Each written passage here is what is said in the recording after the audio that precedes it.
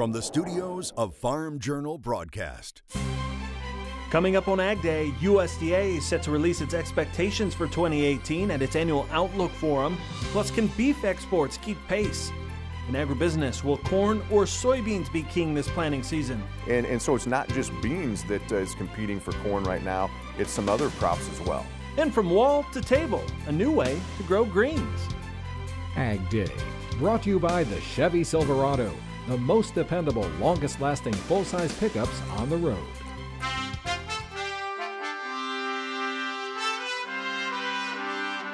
Good morning, I'm Clinton Griffiths. Today, the USDA releases its expectations for 2018 and beyond at its annual Outlook Forum in Washington, D.C.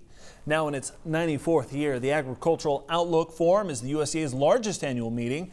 The agency typically sees upwards of 2,000 people attend. Now, the department's best minds release their expectations for the year ahead and the decade ahead.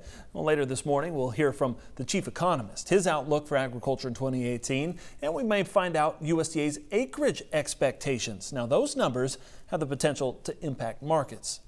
USDA will also talk about livestock. Now, the total U.S. beef herd is 1% above last year's numbers. Some analysts believe the growing herd will put pressure on prices later in the year if demand is punctured.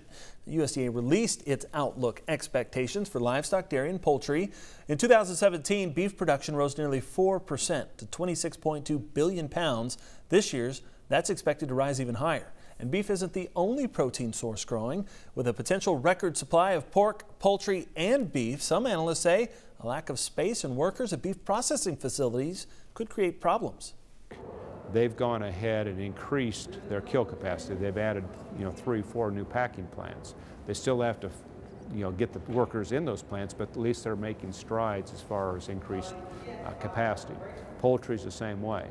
They're increasing packing plants. Beef, we're not. So it's a combination of labor. It's also a combination of capital investment within our industry.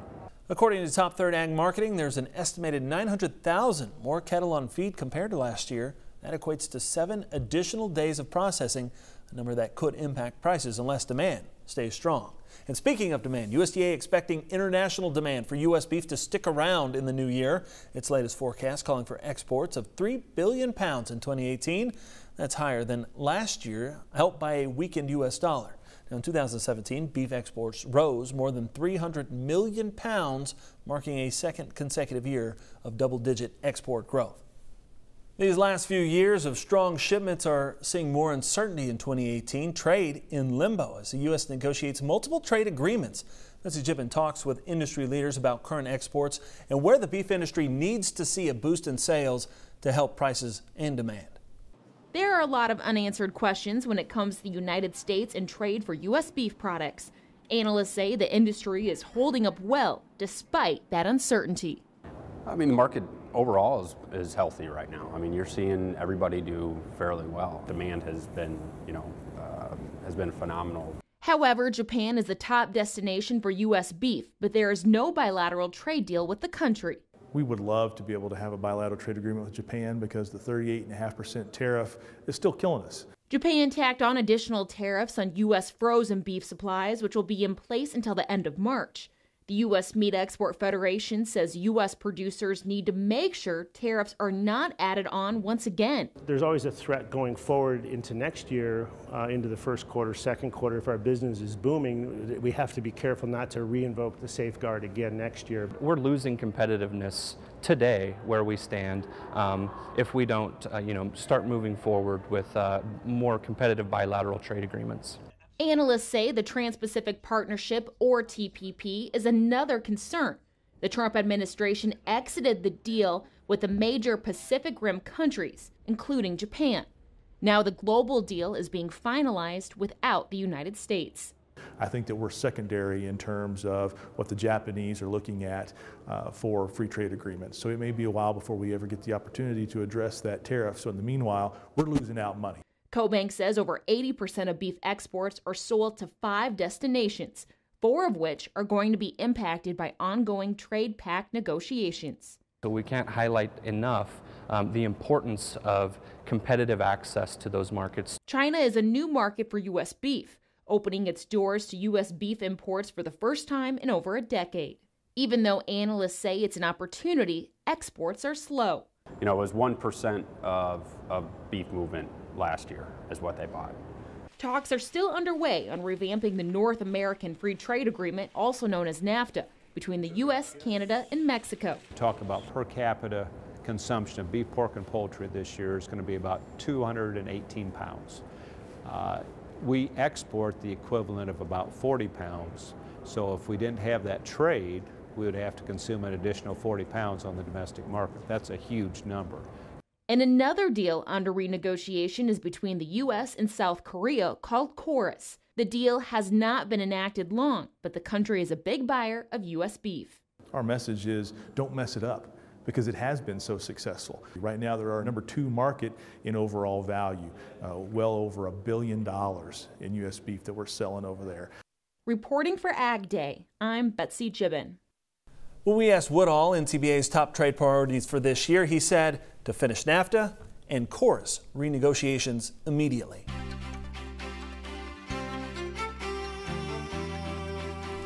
Lower temperatures hit California and wild weather in the east. Mike Hoffman joins us now with today's crop comments. Good morning, Mike. Good morning, Clinton. There's some crazy weather occurring across the country, but this looks pretty peaceful in Crookston, Minnesota.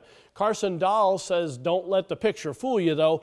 It's been windy and snowy. Temperatures are set to warm up into the 20s. And Dustin Goldie sending us this picture from Sharonville, Ohio. He says Goldie beef is going strong during snow, rain, and whatever else Mother Nature wants to throw at us. Well, Dustin, it's looking as if there's a chance for more precipitation over the next couple of days there. Luckily, temperatures will rise as well. And taking a look at the wind speed forecast, not a lot to start today, a little bit in the Ohio Valley, Tennessee Valley, but it becomes very windy in the southwest, Southern California. And as we head into the day tomorrow, it'll still be fairly windy in the southwest, a little bit so across the eastern lakes into the Ohio Valley. By later today, it becomes very windy again in New Mexico and some of the surrounding areas, as well as into New England. We'll check out your forecast coming up, but first here are some hometown temps. Ever wake up wondering what does today's weather have in store? Well, with weather updates, it delivers the local forecast right to your cell phone each morning to make preparing for the day easier. Just text Weather 6 to 31313 to get started. All right, when we come back, we'll discuss the acreage mix ahead of USDA's report. That's our market analysis segment this morning. And farmers have grown farm-to-fork meals for years. Later, see how hydroponics is offering a new option.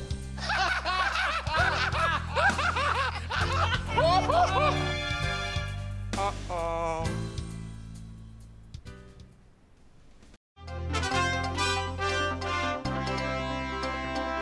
In agribusiness, it was a decent start to the trading day on Wednesday, but can those recent gains hold on? We look for the answer out on the floor of the CME in Chicago.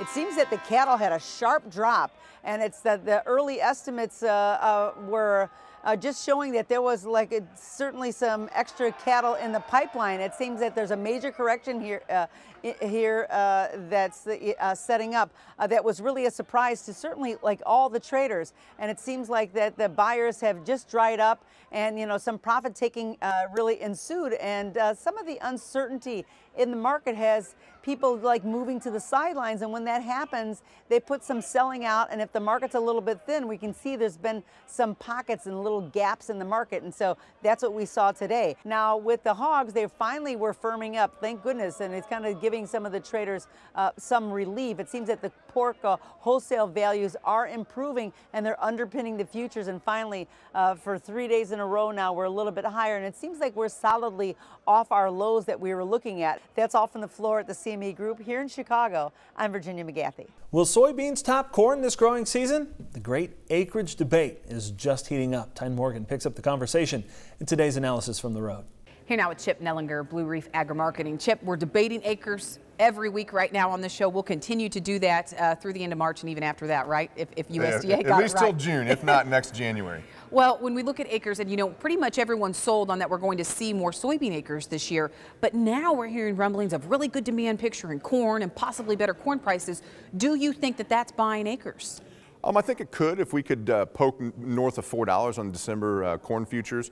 I think that might secure some acres, but a lot of cases I think that that decision has been made And it's not just beans. I think that, you know, that big rally we had, close to $7 spring wheat this last summer, secured some acres in the far north.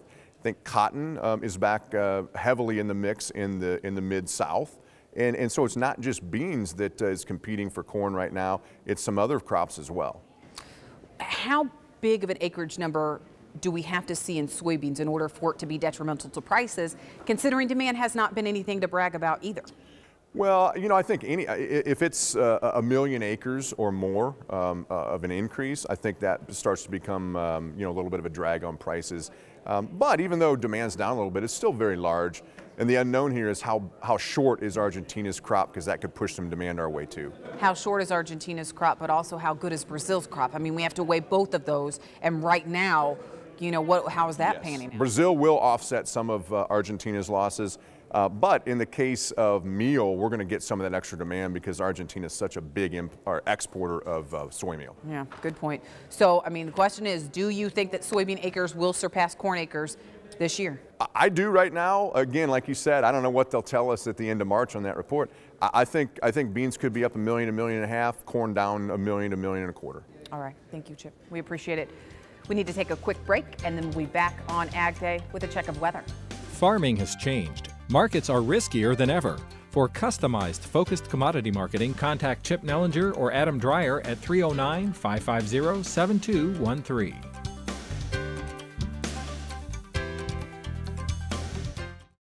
Ag Day, brought to you by Resicor Corn Herbicide, a uniquely powerful formulation. Extraordinary power over weeds.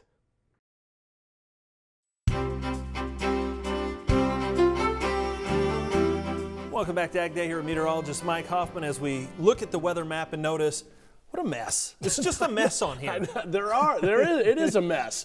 Multiple fronts going every which direction. We'll show you why coming up on the jet stream. But right now, the main storm is over the Ohio Valley. At least it's causing the most precipitation this morning. A lot of it in the form of rain. Northern fringes, though, we're seeing a little bit of sleet, freezing rain, and even snow on the far north fringe. Showers and thunder showers down into the southern Mississippi Valley. The second storm system, though, is going to cause the most snow. It's coming across the Central Plains states. You can see as we move through the day today, that first one quickly zips off the east coast. The second one, though, putting down some decent snows across the northern plains, and then it's mainly rain down across the areas of Missouri into eastern Texas, the areas that don't need any more rain. Gotten so much over the past 3 or 4 days. And the next system diving down the west coast, it's going to start to cut eastward. And you can see as we head into the day tomorrow, there'll be snow throughout the intermountain regions of the central Rockies, and showers and thunder showers in the southern Mississippi Valley down in Arkansas, eastern Texas again, with snow as you get into the western Great Lakes. Taking a look at the rest of the day tomorrow, then you can see that secondary system moving through the Great Lakes, causing some snow into parts of Maine. Mainly rain, though, New York, all the way down into the southern Mississippi Valley, and another storm system coming into the Pacific Northwest. I mean, just look at all the fronts on the map during the afternoon hours tomorrow. Taking a look at precipitation estimate, past 24 hours, boy, parts of Arkansas, Louisiana have really gotten nailed, and we'll add some more over the next 36 hours. This is our computer model showing over a 3-day period, some areas getting 8 to 10 inches of rain in the southern Mississippi Valley, and the heavy rain continues on up into the northeast as well. It's mainly snow, higher elevations out west past 36 hours, adding in the next 24 hours. You can see that we will add some decent amounts of snow. Some areas getting 4 to 8 inches across parts of the western lakes into the northern plains. Highs today, the only warm area really in the southeast. Otherwise, it's on the cold side, especially across the northern plains, northern Rockies. Lows tomorrow morning below 0 in some of those areas. Still very mild throughout the southeast, but very cold across the northern plains. And it's all because of the jet stream. Big ridge holding through the southeast. We see multiple pieces of energy diving into the trough out west and then coming on up into the northeastern portions of the country. And that trend really continues right on through the middle of next week. That's a look across the country. Now let's take a look at some local forecasts. We head to Eugene, Oregon. First of all, mostly cloudy and chilly with a high around 40 degrees. Joplin, Missouri, cloudy with just a bit of rain, high of 46.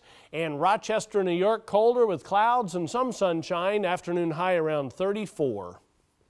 Up next, a check on cattle prices from our partners over at Drovers, and some trendy foodies have shortened the path from farm to fork. Now it's wall to plate. Details when we head in the country.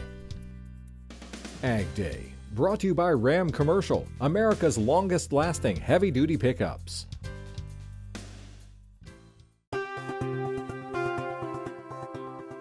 And news from our partners at Drovers. Retailers and food companies are rapidly expanding their efforts to create new products that catch the eye and taste buds of consumers. Last year, Tyson Foods announced the launch of plant-based protein bowls. They'll be marketed under the Green Street brand. Tyson will also launch a breakfast sandwich made without bread this spring, and the innovation doesn't stop there. Tyson Foods also continues its aggressive strategy of innovation. This week it announced plans to modernize existing brands, create new ones, and test drive new growth models. And the company is working on a new product platform that will focus on creating products from food raw materials that often go unused in an effort to innovate products that reduce food waste. The first product will be a protein snack. Henderson says the Texas supermarket company H-E-B announcing it has purchased Favored Delivery, an on-demand delivery service based in Austin. The acquisition will enable customers to choose how they shop, pay for, and receive products. Favored Delivery employs 50,000 runners who operate as contract delivery drivers. Keeping with the innovation theme, the concept of farm to plate is nothing new. Farmers have been doing that for generations. But what about wall to plate? We'll tell you what that is next. AgDay, brought to you by Corvus, the #1 pre-emergence corn herbicide.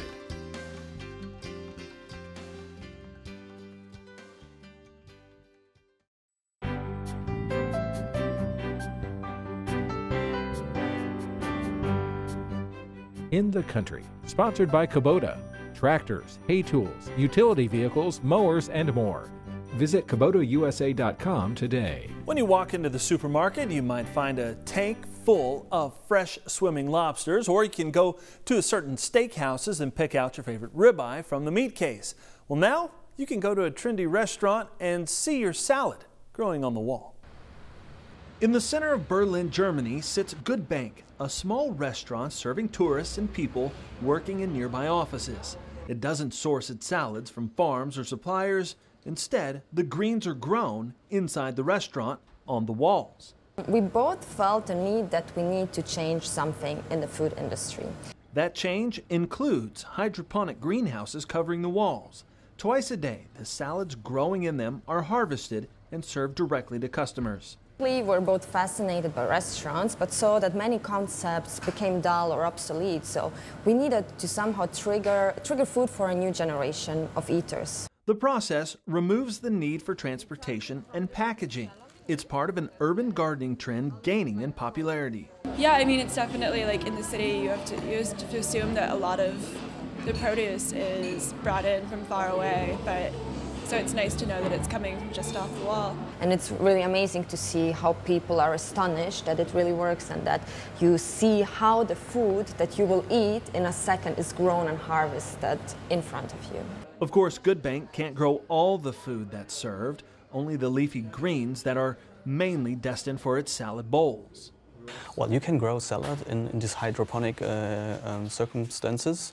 It's getting more difficult when you want to grow tomatoes and other long-term vegetables in the same way. This is still not achieved yet. Urban farming has become an increasingly popular trend in Germany in recent years. From rooftop gardens to beehives to indoor farming, there's a desire for more and more people to grow their own food and be able to control what they consume. In the urban environment, this is not always easy. One is able basically to replicate the conditions of nature, in the sense you replace the sun with an LED light, or you replace the soil with a substrate, a humus substrate as we have here. While some vegetables can be grown in these greenhouses, not everything is space or time efficient enough to use in a wall or plate farming. This hydroponic setup can only produce 50 pounds per 1.5 square foot a year under optimum conditions. So, while it's a clever marketing strategy, it'll take more time to determine if it's sustainable and profitable for these urban farmers. There you have it, 2018. That's all the time we have this morning. We're sure glad you tuned in. Spent part of your day with us. For Betsy Gibbentine Morgan and Mike Hoffman, I'm Clinton Griffiths. Have a great day. AgDay, brought to you by Ram Commercial, America's longest-lasting heavy-duty pickups.